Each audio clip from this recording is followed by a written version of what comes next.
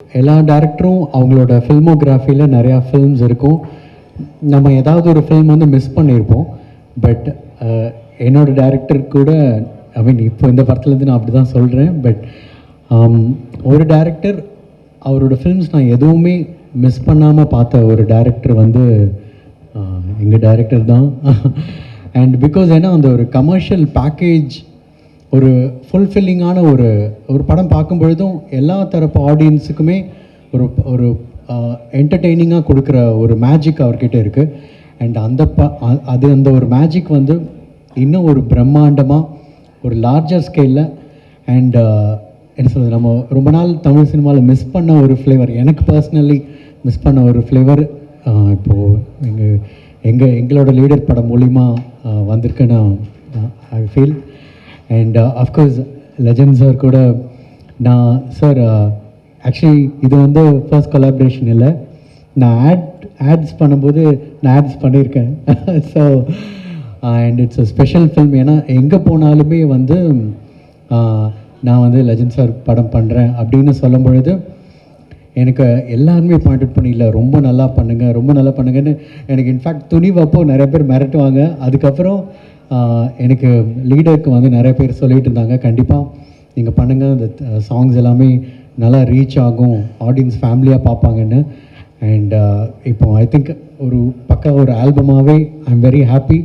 And think music கூட மறுபடியும் we have been travelling for a long time. அண்ட் இன்னும் நிறையா பேசணும், பட் அதுக்கான ஒரு ஈவெண்ட் இன்னும் இருக்குது. அண்ட் ஐ ஃபீல் ரொம்ப ஹாப்பியான ஒரு மொமெண்ட்டாக இருக்குது. And I think it is reflected in the film also. Thank you. எந்த ஒரு நல்ல விஷயம் பண்ணுறதுக்கு முன்னாடியும் என்ன சொல்கிறது, ஒரு பிள்ளையார் சொல்லி மாதிரி நமக்கு பிடிச்ச கடவுளை நினச்சிட்டு நம்ம ஆரம்பிப்போம் இல்லையா, அந்த மாதிரி எங்களுக்கு பிள்ளையார் சொல்லின்றது ப்ரெஸ் தான். எங்கள் படத்தினுடைய இந்த முதல் லுக்கை சார் சொன்னார், ப்ரெஸ்ஸுக்கு முன்னாடி நம்ம அதை ரிவீல் பண்ணுவோன்னு சொன்னார். அது பிள்ளையார் சொல்லி மட்டும் இல்லை, பிள்ளையாரே நீங்கள் தான். ஏன்னா ஆடியன்ஸுன்ற கடவுள்கிட்ட போகிறதுக்கு முன்னாடி உங்களை பார்த்துட்டு தான் நாங்கள் போனோம். ஸோ வந்திருக்கிற ப்ரெஸ், மீடியா, இன்டர்நெட், சோஷியல் இதை சேர்ந்த எல்லாருக்கும், நண்பர்கள் எல்லாருக்கும் வணக்கம். இந்த படம் ஒரு சில வார்த்தைகள். இந்த படம் வந்து எப்படி ஆரம்பிச்சுது அப்படின்னா 2022 நானும் சாரும் பேசிகிட்டு இருந்தோம். ஆக்சுவலி கருடனுக்கு அப்புறமா நான் இந்த படம் பண்ணல. 2022 நாங்கள் ஒரு செப்டம்பர் டைம்லேருந்து சாரோட மேனேஜர் அம்பிகாபதி சார் மூலமாக நாங்கள் மீட் பண்ணி நாங்கள் பேசிக்கிட்டே இருந்தோம். நான் சார்கிட்ட மீட் பண்ணி ஒரு 5-6 மாதம் நாங்கள் பேசிட்டு தான் இந்த ப்ராஜெக்ட் ஃபைனல் ஆச்சு. அது வரைக்குமே ஜென்ரலான மீட்டிங் அப்படி தான் நாங்கள் பேசிக்கிட்டே இருந்தோம். நானும் சார் வந்து ஒரு ஆசையில் நடிக்க வந்திருக்காருன்ற மாதிரி தான் நான் இனிஷியலாக அவரை மீட் பண்ணும்போது எனக்கு இருந்துச்சு. ஆனால் அடுத்தடுத்த மீட்டிங்கில் அவர் பேசுகிற விஷயங்கள், சினிமாவை பற்றி அவருக்கு தெரிகிற விஷயங்கள், எவ்வளோ நுணுக்கமாக அவர் எல்லாத்தையும் பார்க்குறாருன்றதை தெரிஞ்ச போது தான் அது வெறும் ஆசையாக மட்டும் இல்லை அப்படின்றத நான் புரிஞ்சுக்கிட்டேன். அது கூட ஒரே ஒரு இன்சிடெண்ட், அவர் லைஃப்பில் நடந்தது நிறைய விஷயங்கள் ஷேர் பண்ணும்போது எனக்கு ஒரு இன்சிடெண்ட் ரொம்ப இதாக இருந்தது. அவர் வீட்டில் அவர் அம்மா கிட்ட அவர் 5th 6th படிக்கும் போது சார் சொல்லியிருந்தாரு, அவங்க வீட்டில் ஒட்டி வைக்கிற ஃபோட்டோகிராஃப்ஸ் அந்த ஃப்ரிட்ஜிலலாம் ஒட்டுவோம் இல்லையா, அந்த மாதிரி ஆர்டிஸ்டோட சில ஹிந்தி ஆர்டிஸ்டோட ஃபோட்டோஸ் சார் ஒட்டியிருக்காரு.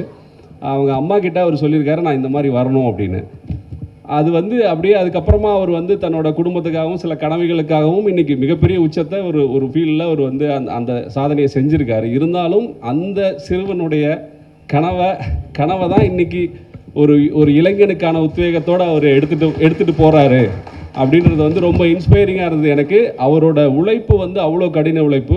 இந்த 2 வருஷத்தில் நான் அவர்கிட்ட இருந்து நிறைய விஷயங்கள் கற்றுக்கிட்டு இருக்கேன். ஏன்னா ஒரு உச்சத்தில் இப்படி ஜெயிச்ச ஒருத்தர் இன்னொரு ஃபீல்டில் வந்து திரும்ப ஸ்க்ராட்ச்லேருந்து ஆரம்பிக்கிற மாதிரியான ஒரு வேலையை செய்கிறதுக்கும், அதுக்கு அவ்வளோ கடின உழைப்பை போடுறதும், ஒரு பெரிய அசாத்தியமான துணிச்சலும் ஒரு தன்னம்பிக்கையும் இருக்கணும். அது வந்து இந்த 2 வருஷத்தில் நான் அவர்கிட்ட பழகினதெல்லாம் எனக்கு ரொம்ப இன்ஸ்பைரிங்காக இருந்தது. நிறைய விஷயங்கள் நான் ஷூட்டிங்கில் நடந்ததெல்லாம் ஷேர் பண்ணணும். பட் இனிஷியலாக எனக்கு வந்து இந்த ப்ராஜெக்ட் ஆரம்பிக்கும் போது இருந்த அந்த கிக் ஸ்டார்ட் பண்ணும் போது இருந்த அந்த எனர்ஜி சொல்கிறேன். எனக்கு வந்து ஓகே, நம்ம வந்து ஒரு டைரக்டருக்கு வந்து என்ன இருந்தாலும் அல்டிமேட் இதுன்றது வந்து நம்ம நினைக்கிறத செய்கிறதுக்கு அலோவ் பண்ணுற ஒரு ப்ரொடியூசர். அப்படி ஒரு ப்ரொடியூசராகவும் நான் என்ன சொன்னாலும் செய்யறதுக்கு ரெடியாக இருக்கிற ஒரு நடிகராகவும் அவர் இருக்காருன்ற அந்த துணிச்சலோடு தான் நான் இந்த படத்தை ஆரம்பித்தேன். அப்படி தான் இன்றைக்கி முடிச்சிருக்கோம். சாட்டிஸ்ஃபைடாக வந்திருக்குன்னு நினைக்கிறேன். நீங்கள் கிளிம்ஸ் பார்த்துட்டீங்க, மற்ற உங்களோட கிளிம்ஸ் பற்றின ரிவ்யூஸை சொல்லுங்கள். அப்புறம் என்னோட நன்றி, நான் கருடனுக்கு நான் யாருக்கும் தேங்க் பண்ணல, ப்ரெஸ்ஸுக்கு எல்லாத்துக்கும். ஸோ அதுக்கும் என்னோட நன்றிகள். உங்களோட ரிவ்யூஸ் எல்லாமே இந்த கிளிம்ஸையும் பார்த்துட்டு உங்கள் ரிவ்யூஸை சொல்லுங்கள். நான் என்னன்றதை என்ன இருந்தாலும் நான் கற்றுக்கிட்டு அடுத்ததாக போகிறதுக்கு ரெடியாக இருக்கிற ஒரு ஃபிலிம் ஸ்டூடெண்ட்டாக நான் அதை ஏற்றுக்கிறேன். ரொம்ப நன்றி. என்னோடய க்ரூவுக்கும், music director, cameraman, art director, fight master, editor வரல இன்றைக்கி, அவருக்கு எல்லாருக்கும் என்னோட தேங்க்ஸ். என்னோட டீம், என்னோட கோ டைரக்டர்ஸ், என்னோட ரைட்டர் டீம் எல்லாருக்கும் என்னோட நன்றிகள். இந்த படத்தினுடைய காஸ்ட், நடிகர்கள் பெரும்பாலானவங்களை நாங்கள் கூப்பிடல. ஏன்னா ஒரு சின்ன ஈவெண்ட்டாக பண்ணலாம் சார் சொன்னார். இந்த கிளிம்ஸ் வந்து ஒரு சின்ன ஈவெண்ட்டாக பண்ணுவோம் அப்படின்னு சொன்னார். நானும் ஒரு சின்ன ஈவெண்ட்டாக இருக்குன்னு தான் நினச்சேன். பட்டு சார் அவர் பாயிண்ட் ஆஃப் வியூவில் சின்ன ஈவெண்ட்டுன்னு சொல்லியிருக்காரு. ஃபர்தரான ஈவெண்ட்ஸில் நம்ம நடிகர்கள் எல்லாருமே வருவாங்கன்னு நினைக்கிறேன். ப்ளீஸ் உங்கள் கமெண்ட்ஸை சொல்லுங்கள். வாய்ப்புக்கு நன்றி. தேங்க்யூ. இந்த விழாவிற்கு வருகை தந்திருக்கும் அன்பும் பண்பும் நிறைந்த பத்திரிகை மற்றும் ஊடக நண்பர்கள் மற்றும் இந்த படத்தின் இயக்குனர் டைரக்டர் திரு துரை செந்தில்குமார் அவர்கள் மற்றும் இந்த படத்தின் இசை அமைப்பாளர் திரு ஜிப்ரான் அவர்கள், என்றும் என்னோடு நட்போடு இருந்து வரும் வியாபாரிகள் சங்க தலைவர் திரு விக்ரமராஜா அவர்களே, இந்த படத்தில் பணியாற்ற அத்தனை டெக்னீஷியன்களுக்கும் மற்றும் என் மேலே மிகுந்த அன்பும் மிகுந்த ஒரு எதிர்பார்ப்பும் ஒரு அதீத நம்பிக்கையோடு இருக்கும் என்னுடைய ரசிக பெருமக்களும், இந்த நேரத்தில் அனைவருக்கும் என் பணிவான அன்பான வணக்கத்தை தெரிவித்துக் கொள்கிறேன். லீடர், இந்த படத்தோட டைட்டிலை பார்த்ததும் எல்லாருக்கும் என்ன தோணுனா, இது ஒரு அரசியல் சார்ந்த படமா இல்லை இது ஒரு எந்த மாதிரி படம்னு ஒரு ஃபஸ்ட்டு ஒரு கொஸ்டின் வரும். இது வந்து இந்த படத்தில் ஒரு அரசியல் சார்ந்த காட்சிகளோ இல்லை அரசியல் சார்ந்த ஒரு வசனங்களோ ஒரு துளி கூட இதில் கிடையாது. இது முழுக்க முழுக்க ஒரு கமர்ஷியல் என்டர்டெயின்மெண்ட் ஃபிலிம். இப்போ இந்த கிளிம்ஸ் பார்த்துருப்பீங்க. இதுதான் இதில் ஒரு சின்ன ஒரு துளி, அதாவது ஒரு சோன பாத்துக்கு ஒரு சின்ன ஒரு துளி. இது மாதிரி இந்த படத்துடைய எசன்ஸ் இதுதான். இதே போல் தான் இந்த படம் வந்து கம்ப்ளீட்டாக ட்ராவல் ஆகும். இந்த படத்துடைய ஸ்டோரி பார்த்திங்கன்னா, ஒரு சாதாரண ஒரு இன்னசென்டான ஒரு அப்பா பிள்ளை, அவங்க ஒரு சந்தோஷமான வாழ்க்கையை வாழ்ந்துட்டுருக்காங்க. திடீர்னு அவங்க வாழ்வியில் வந்து பார்த்திங்கன்னா திடீர்னு ஒரு மிகப்பெரிய ஒரு கேங்ஸ்டர் வந்து அதில் இன்டர்ஃபியர் ஆகிறாங்க. அதுக்கப்புறம் நடக்கிற விஷயங்களை தான் நம்ம டைரக்டர் துரை செந்தில்குமார் வந்து அவ்வளோ அற்புதமாக இதில் திரைக்கதை அமைத்து இன்றைய தலைமுறைகளுக்கு பிடித்த மாதிரியான ஒரு திரைக்கதை அமைக்கிறோம். அதுதான் முக்கியம். இன்றைக்கி வந்து கதைகள் அதே தான் இருக்கும், இல்லை இயக்கங்கள் அதே தான் இருக்கும்.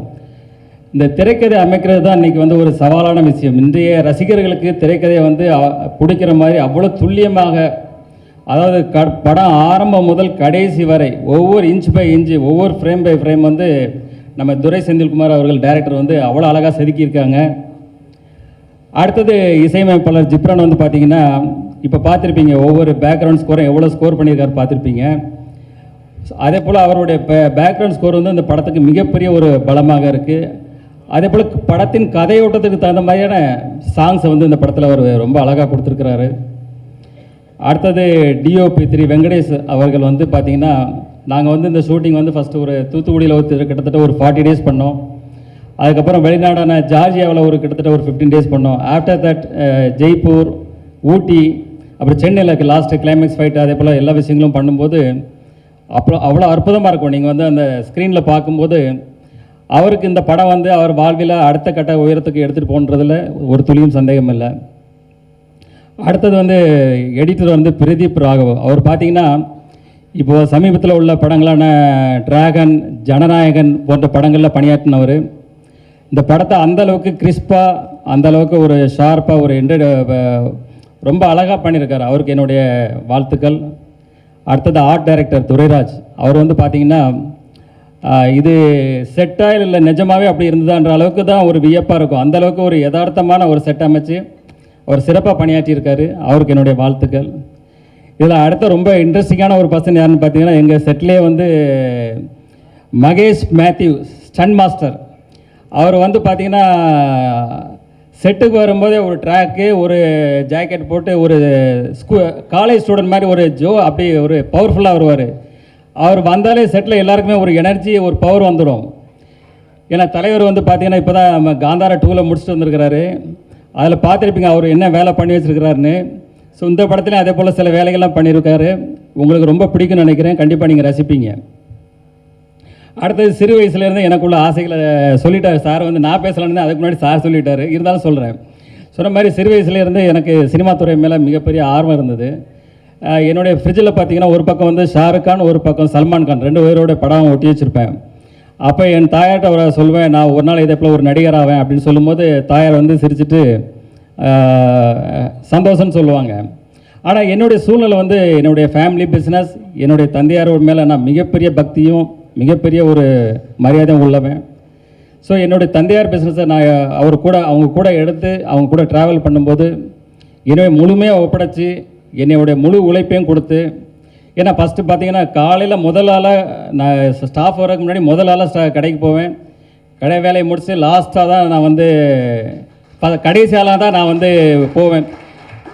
ஆரம்பம் முதல் இன்று வரைக்கும் அதே தான். இந்த படப்பிடிப்பிலும் அதே போல் தான். செட்டுக்கு முதல் ஆளாக தான் போவேன், கடைசி ஆளாக தான் போவேன். ஏன்னா அந்தளவுக்கு நான் எதில் இறங்குறனோ அதில் முழு ஃபோக்கஸ்டாக என்னுடைய முழு உழைப்பையும் அதில் இறக்கி செய்வேன். அதுதான் என்னுடைய கேரக்டர். அப்புறம் பார்த்திங்கன்னா இந்த படத்துடைய கண்டென்ட் வந்து இன்றைக்கி வந்து மக்கள் வந்து ஒரு பக்கம் கண்டென்ட் ஓரியன்ட் படம், ஒரு பக்கம் வந்து மாஸ் ஆக்ஷன்றாங்க.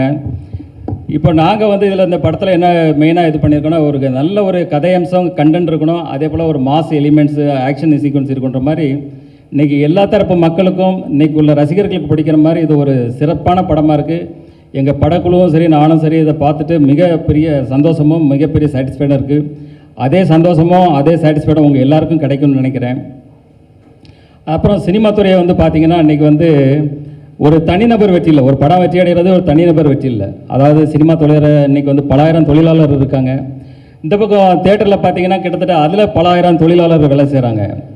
ஸோ ஒவ்வொரு படமும் நான் வெற்றி அடையணும்னு நினைப்பேன். ஏன்னா இன்றைக்கி வந்து பல ஆயிரம் தொழிலாளர்கள் வந்து இப்போ சினிமா துறை கொஞ்சம் இறங்குமுகமாக இருக்குது.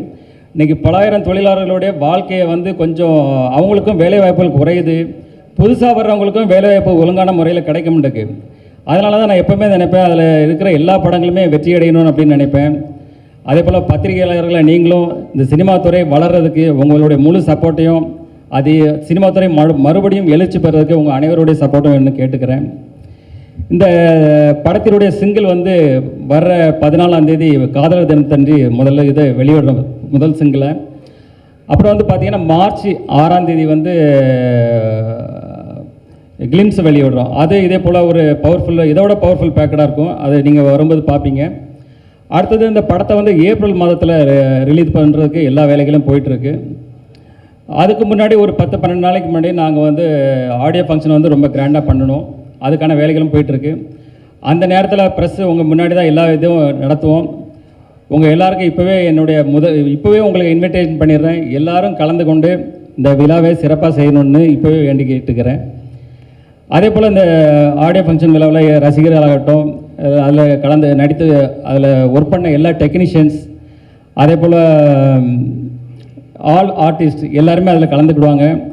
அதுக்கப்புறம் தொடர்ந்து படத்துக்கான ப்ரொமோஷன் உங்கள் மீடியா உங்கள் கூட தான் இணைந்து செயல்பட போகிறோம். நீங்கள் எல்லாம் தொடர்ந்து எங்களுக்கு ஆதரவு தரணும்.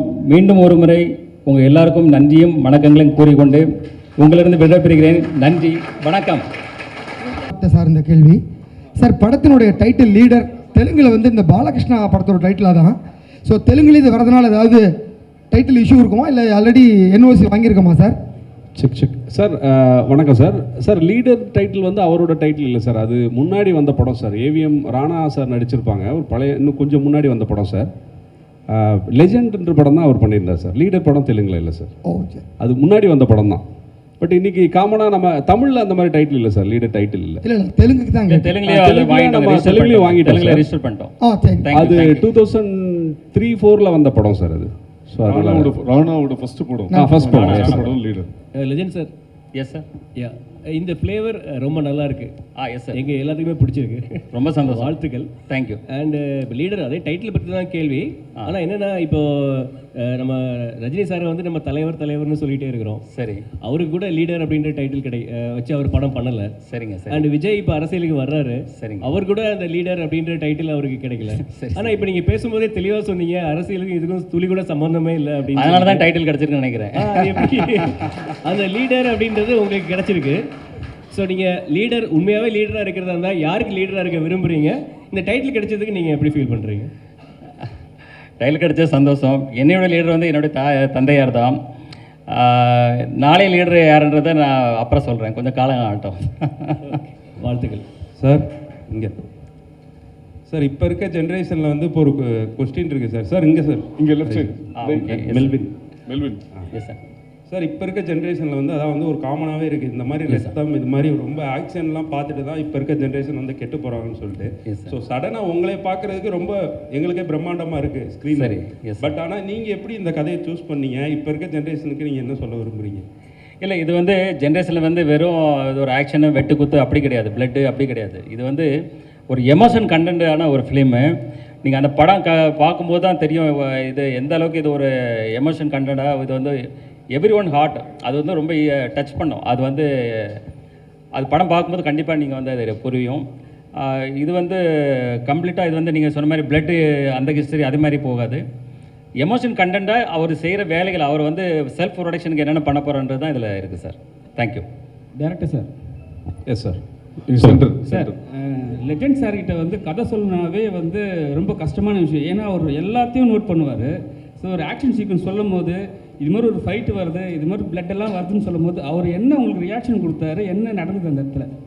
சார், நம்ம தனியாக ஃபைட்டை மட்டும் சொல்ல மாட்டோம் சார், ஒரு கதையோட எக்ஸ்டென்ஷனாக தானே சொல்லுவோம். அப்போ எமோஷனலான ஒரு இடத்துல சரியான இந்த ஃபைட் வருதுன்னு சொல்லும் போது அந்த தொடர்ச்சி அவர் புரிஞ்சுக்கிட்டதுனால எனக்கு எதுவும் பிரச்சனையாக இல்லை சார். ஏன்னா ஃபைட்டுன்றது தேவையில்லாத வைக்கும் போது தான் அந்த கேள்விகள் வரலாம்.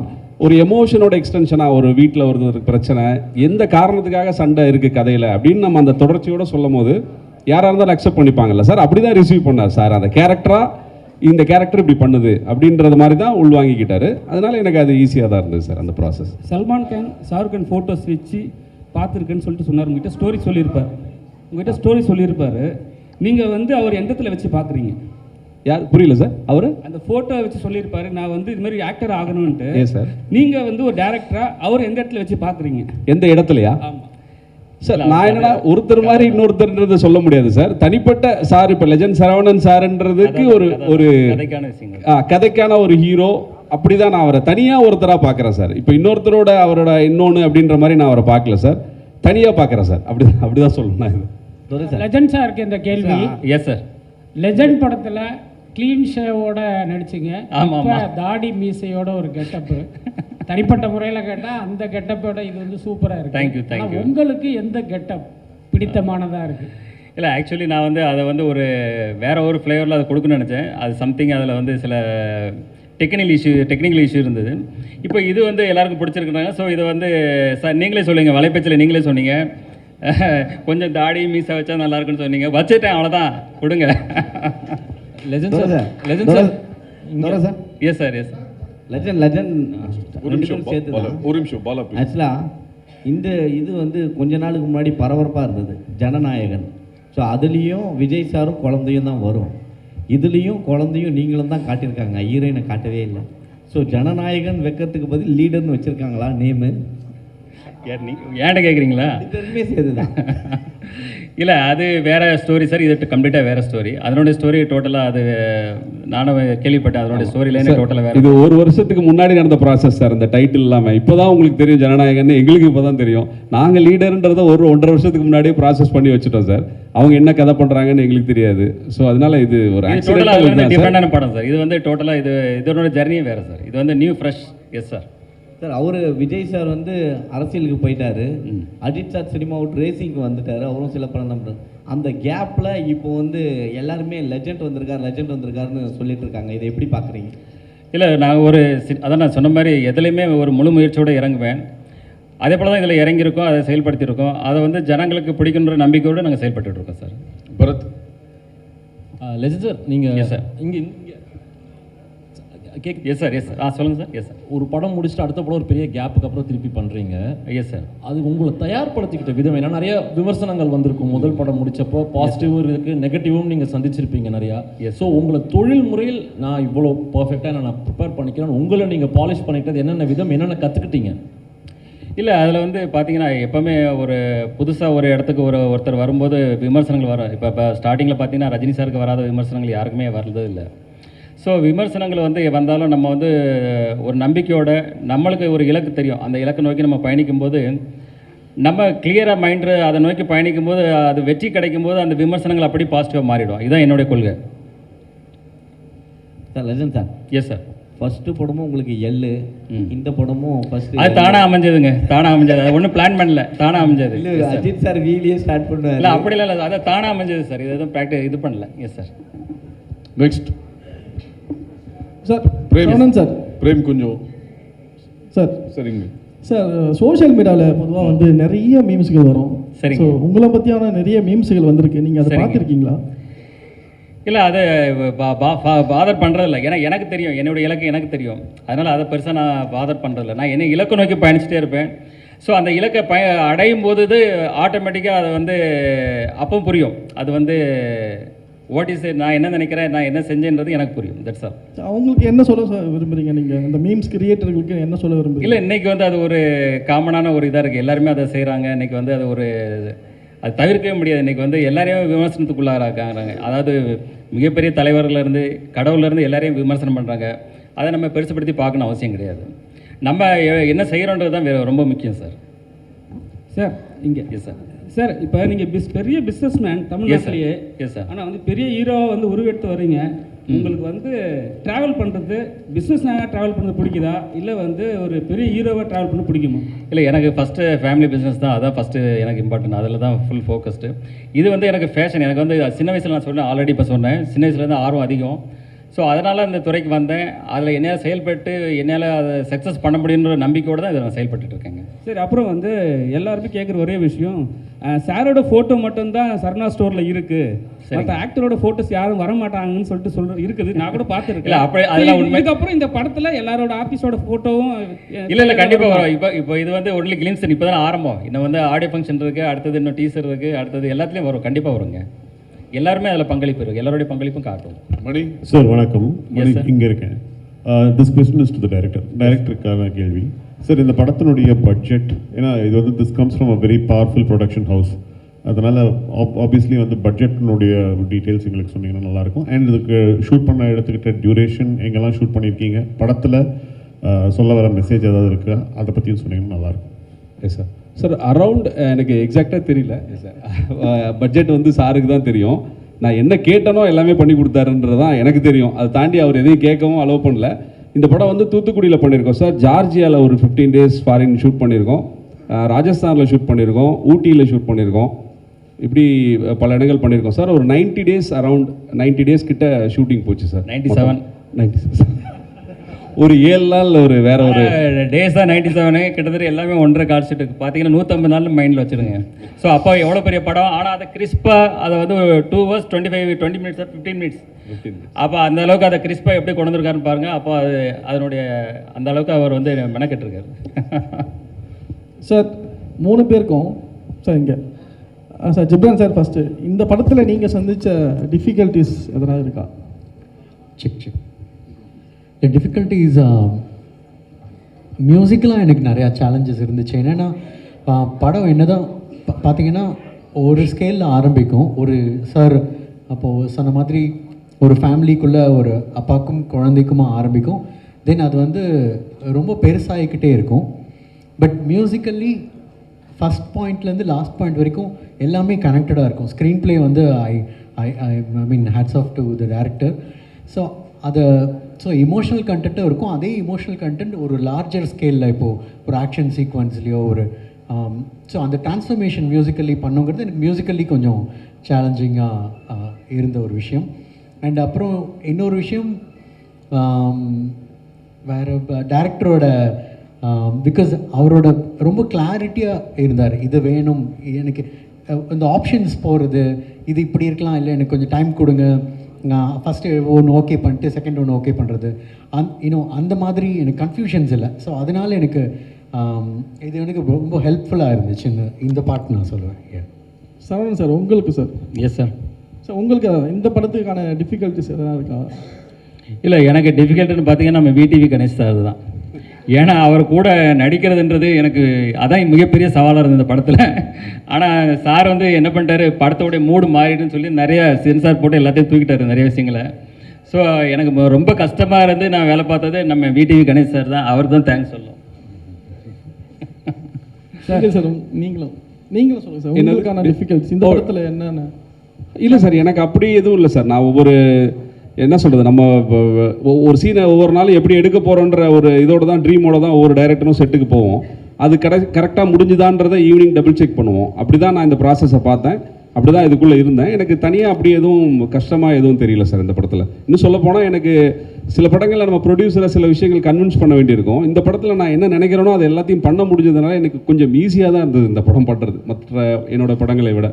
அப்படி தான் நான் சொல்லணும் sir. Saravanan sir yes sir. Sir மோகன் அங்கே முடிச்சுட்டு வரட்டும். அதாவது சொல்லுங்க. சினிமா சார்ந்த விழாக்களுக்கு வந்து சினிமா சார்ந்த பிரபலம் வச்சு தான் ஆடியோ ஃபங்க்ஷனோ டீச்சர் எல்லாம் வெளியிடுவாங்க. சரி. ஆனால் நீங்கள் விக்ரமராஜா சார் வச்சு பண்ணியிருக்கீங்க, அதுக்கு காரணம் என்ன? இல்லை, அவர் என்னுடைய நண்பர், நீண்டகால நண்பர். அதாவது இன்றைக்கி வியாபாரத்துறையில் என்னுடைய துறையிலே அவர் இருக்கிறாரு, அதை சார்ந்த மக்கள் அவர் கூட இருக்காங்க.